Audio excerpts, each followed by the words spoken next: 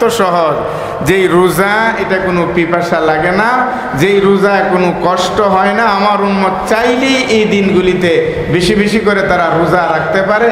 আর রোজার আমল তো হলো আল্লাহ তাআলার কাছে সবচেয়ে বড় প্রিয় আমল। সুবহানাল্লাহ।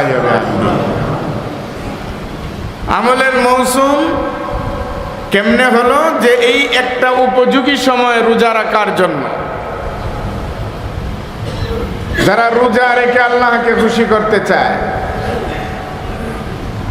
আর রোজাদারদের প্রতি আল্লাহ খুব সহজে খুশি হয়ে যান।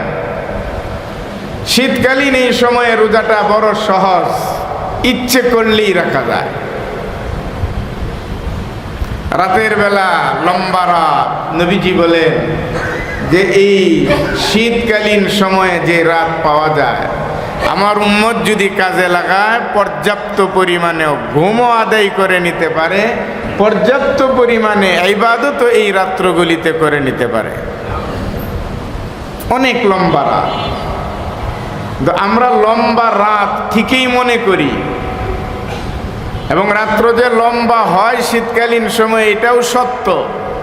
তো এই লম্বা লম্বা সময়টাকে আমরা যেখানে আমলের সুযোগ তৈরি করা হয়েছিল সেই জায়গায় আমরা নানাবিধ কার্যক্রমের মাধ্যমে, আলাপ আলোচনার মাধ্যমে, আড্ডাবাজির মাধ্যমে এই লম্বা লম্বা সময়টাকে পার করি। ঠিকই 12টা-1টা পর্যন্ত জাগ্রত থাকি।